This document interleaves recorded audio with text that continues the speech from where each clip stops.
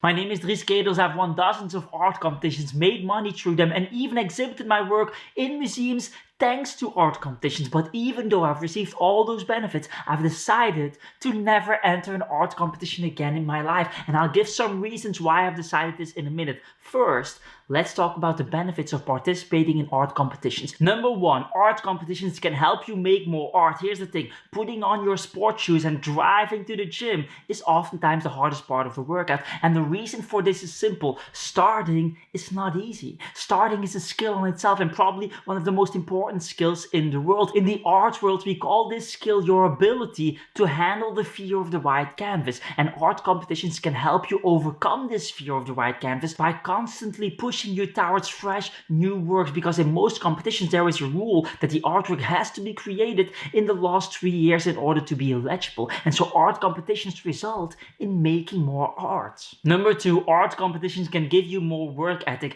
When I was 19, I was constantly procrastinating, and so when I had 30 days to meet a particular deadline, I would postpone it for 28 days and then go into complete overdrive mode during the last 2 days. And this is unquestionably not a recipe for success. And one way to overcome this type of deadline procrastination is to simply add more deadlines in your life so that the time in between the deadlines where you are procrastinating shrinks.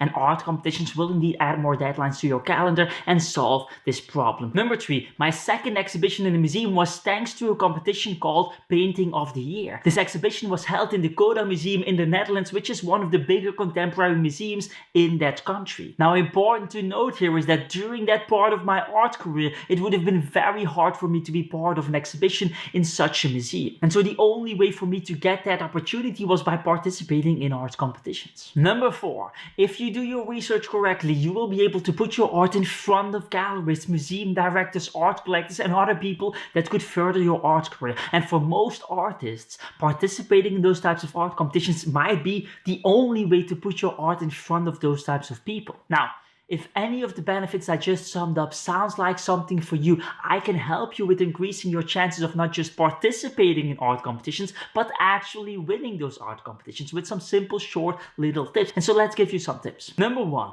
if the prize money is big enough to make it worth your time, you definitely want to do research on the panel members and the previous awards winners, because depending on what art you are making, some competitions might just not be for you. If you make, for example, abstract art, but you don't see any abstract pieces among the winners of previous years, chances are nearly 0% that your abstract piece will win the competition because it doesn't fit the culture of that competition. And so in this scenario, it's simply not worth your time and money to participate, even when they clearly state that they allow abstract art to enter. I recently did a poll and asked people how many art competitions they participated in, and only a very small percentage of people participated in 10, 20 or 30 art competitions or more. I don't know the exact numbers anymore, I'm gonna put it on the screen. But here's the thing. It takes a long time to answer all the application questions and write powerful descriptions for your artworks. And because this takes so much time, you should not just use your application answers to enter one competition, you should reuse them and enter multiple competitions with the same answers to make it worth your time. A good estimate is around 25 competitions or something. Number three, your answers to the questions in the application forms are as important as your artworks themselves, because in most scenarios, the answers are the only gateway for the panel members to understand your art and really feel what needs to be felt. And so make sure you read a book on grant writing, make sure you read a book on copywriting, because without crafting those skills, your chance of winning bigger art competitions with bigger cash prizes is nearly 0%. I have a very old course on grant writing for artists specifically, and if you watch this video, you can use the discount code THISVIDEO for 50% off. There's a link in the description. Just saying. Now, as said in the beginning of this video, I never participate in art competitions anymore, and there are a couple of reasons for that. Let's sum them up very quickly. Number one, art competitions can be great, but only if you win them. If you don't win them, it's kind of a big waste of time. And this is not the case with some of the alternatives that are out there. If you, for example, want to go viral on YouTube and everything fails, in the worst case scenario, you will still have increased your communication skills and will have increased your audience. And so the worst case scenario here is still somewhat positive. Participating in art competitions doesn't have that positive worst worst case scenario, meaning it's kind of a gamble. It's kind of an all or nothing type of strategy, and you cannot build a business on top of an all or nothing type of strategy. Now, if you paid attention and are smart, you probably think, well, Dries, in the beginning of this video, you said that art competitions can add more deadlines and solve procrastination. And so isn't it also true that with art competitions, the worst case scenario will still solve procrastination and other things? Well, yes. Thank you for pointing out the inconsistencies in what I'm saying. That's very kind of you. Thank you very much. But the thing is that using art competitions to solve procrastination is not the most healthy way of solving procrastination. It's kind of putting a band-aid on a wound without treating the underlying mechanism that caused the wound in the first place. And so even though there are some benefits connected to art competition, and I've definitely benefited from them, there's oftentimes a better way to achieving those benefits. If you're interested, I have a video on solving procrastination for artists with better approaches. I'll link it in the art cards and in the description. Number 2, most art competitions are kind of, to some extent, scams and don't really have any benefits for artists, even if you win the competition. If the prize money of a competition is, for example, $1,000 and the only thing you can win is money, then it's usually not worth your time, because it will take less time to make that same $1,000 by working at McDonald's than by winning an art competition. And whenever working at McDonald's is better than your plan A, you have to change your plan A. Number 3, some organizers are not what you think they are and don't have the best interests of the participants at heart. Some galleries will do an art competition, ask $50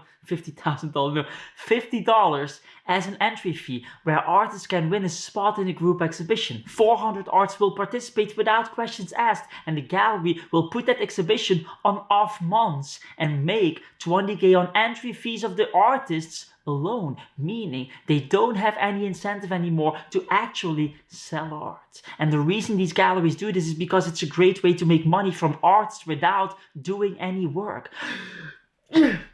Sorry. I'm allergic to bullshit galleries who scam naive artists. Anyway, these strategies can go very extreme. I know competition organizers who organize one competition each year, and the profits they make from that make up 80% of their profits for that year.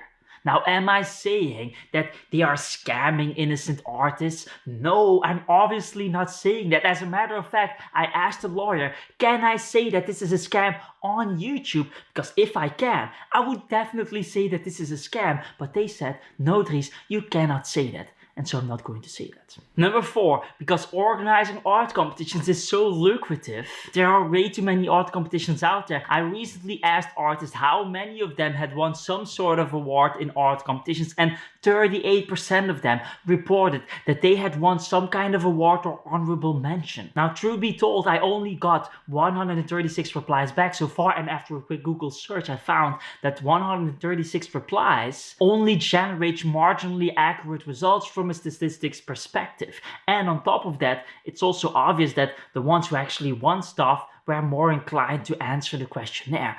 But in our circumstance, we don't need 100% accuracy to draw conclusions from it. And so it's safe to say that at the very minimum, way too many artists are receiving some kind of award in today's landscape. And this is most likely because there are simply way too many art competitions out there. And because too many artists are winning awards, the value of those awards goes down to the point that you can start asking yourself if awards even mean anything anymore. The exposure that winning art competitions brings is not going to sell your art. The authority that winning art competitions brings is not going to sell your art. And if you're only participating to get more connections in the art world and get into a gallery, I have better advice for you.